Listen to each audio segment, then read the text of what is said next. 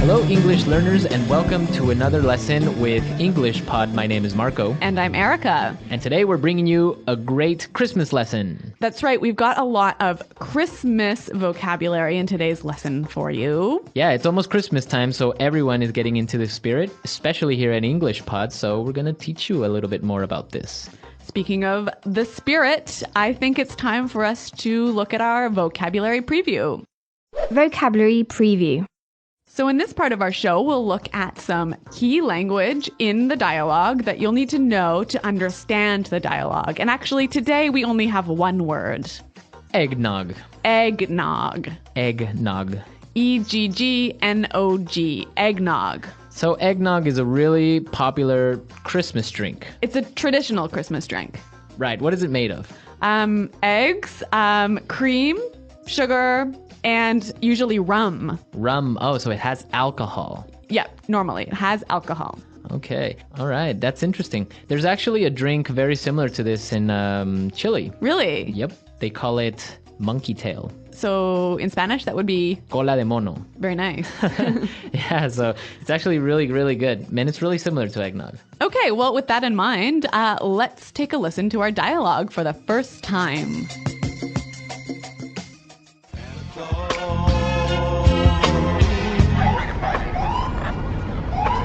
I hate working on Christmas Eve.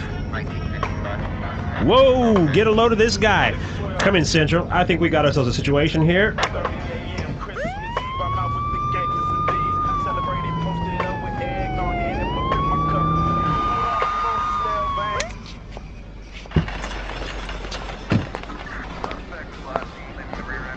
License and registration, please.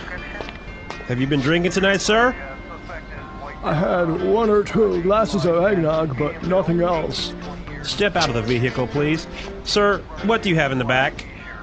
Just a few Christmas gifts. 'Tis the season, after all. Don't take that tone with me. Do you have an invoice for these items?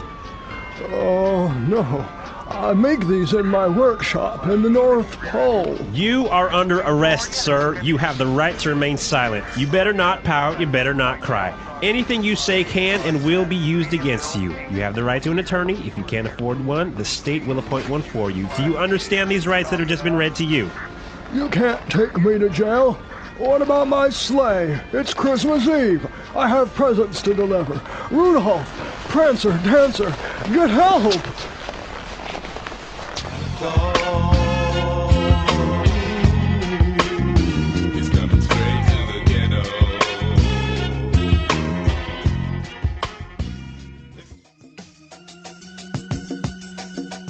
Well, I did not see that one coming. Yeah, that was interesting. Santa Claus is being taken to jail. What's going to happen next, Marco? I don't know. We'll talk about that in a little while. Let's take a look at some language from this dialogue.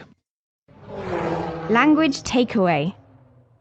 So the first word that we have on our language takeaway today is vehicle. Vehicle. Vehicle. Vehicle. So this is a vehicle.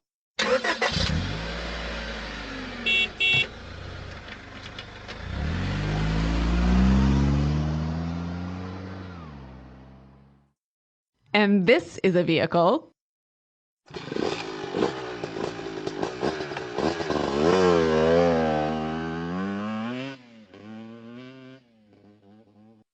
And this is a vehicle.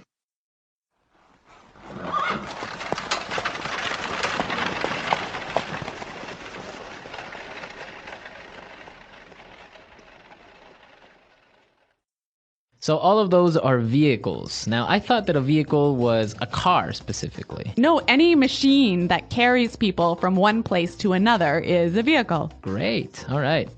Let's take a look now at our second word, attorney. Attorney. Attorney. So what is an attorney? A lawyer. Well, that's simple enough. Yeah, a lawyer. Let's move to our third word, which is Appoint. appoint. Appoint. Appoint. So appoint means choose. Okay, so the president of a country might appoint his chief of staff. Right? Or I can appoint my attorney. True. So can you appoint a thing? Can I appoint my coffee cup? No. You only use it for people. You choose someone. Okay, You can't choose appoint something. So I appoint someone. Exactly. All right, let's move to our final word. Sleigh. Sleigh. Sleigh. Sleigh. So Erica, you're from Canada. You can tell us about sleighs. All right, a sleigh is a vehicle that is pulled by a horse and travels over snow or ice. Okay. So, like Santa drives a sleigh. He drives a sleigh. So do you drive a sleigh or ride a sleigh? Good question. Well, the song says you ride in a one-horse open sleigh. Right, okay. Well, you know what? I think it's time for us to look at some interesting phrases that we found in this dialogue. So let's look at putting it together. Putting it together. Today on Putting It Together, we have two great phrases for you. And let's take a look at the first one. Step out. Step out. Step out. So step out means to go out of a place for a short period of time. Right. So in our dialogue, for example, the police officer said, step out of the vehicle. Get out of your vehicle. You can also say, step out of the office. You can say, I just stepped out of the shower. Right. Now, we can also say, step in. It's the opposite. The opposite, right? I can ask Marco, step into my office for a moment. Uh-oh. Okay. So that's step out and step in. Great phrases. Let's take a look at our final phrase.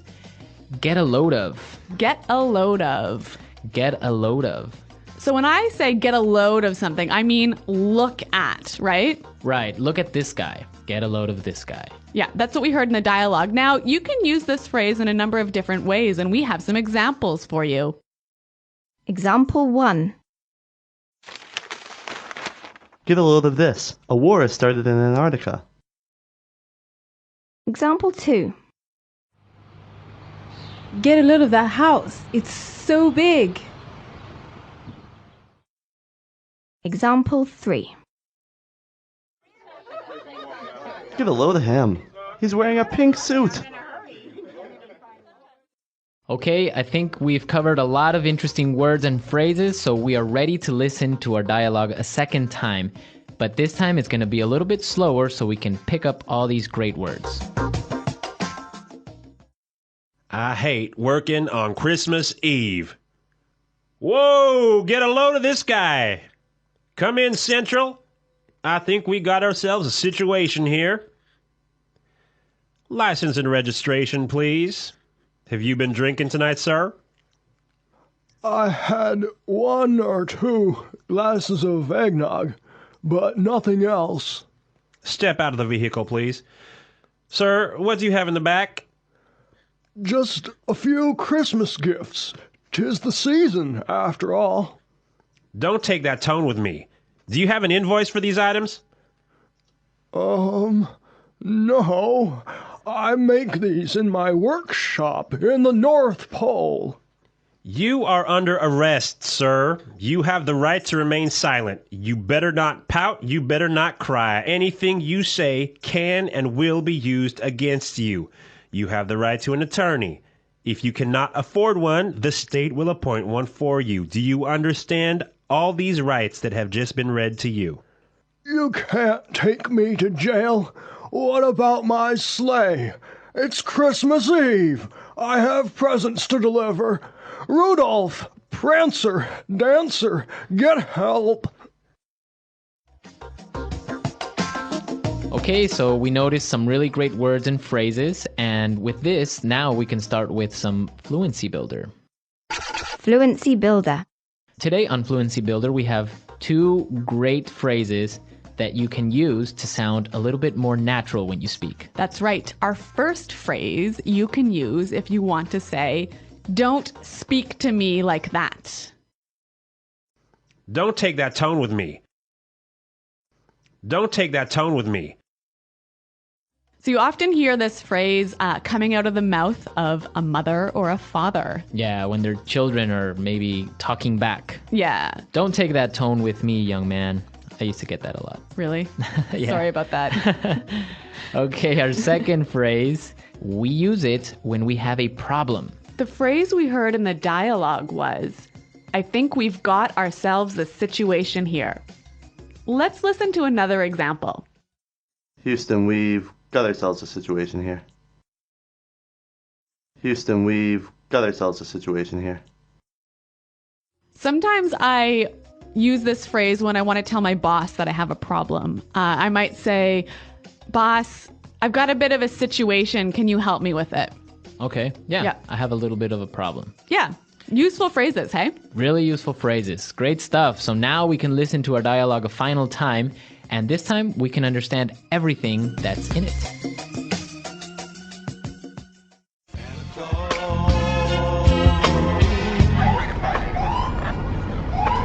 I hate working on Christmas Eve. Whoa, get a load of this guy. Come in, Central. I think we got ourselves a situation here.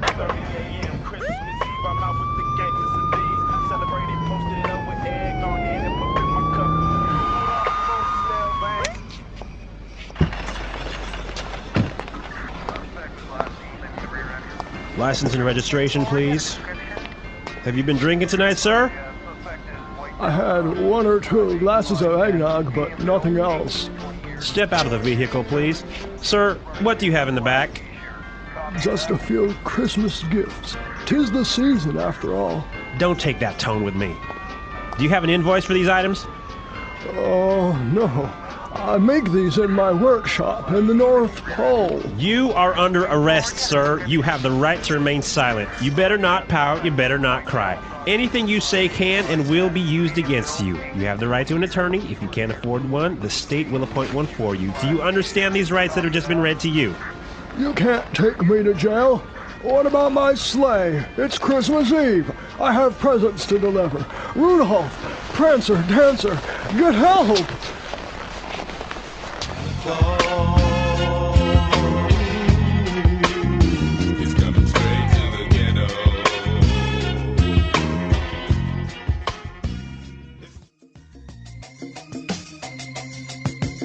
So when the police officer was arresting Santa Claus, he said something a little bit strange, hey? Yeah, he said, you better not pout, you better not cry. Now, are those part of the normal rights that a police officer reads? No. They're not part of the normal rights. It's actually from a Christmas song, so let's listen There, instead of us having to sing. Yeah, but that's great because if the children cry or if they are not good kids, then Santa Claus will not give them presents. Uh-oh. So that's why. Okay, listeners, I hope that you're not pouting. I hope you're not crying. But it's time for us to go. So be sure to go to our website at EnglishPod.com and be sure to leave all your questions and comments and maybe some of your Christmas stories. All right, thanks for listening. And until next time, Bye. Goodbye.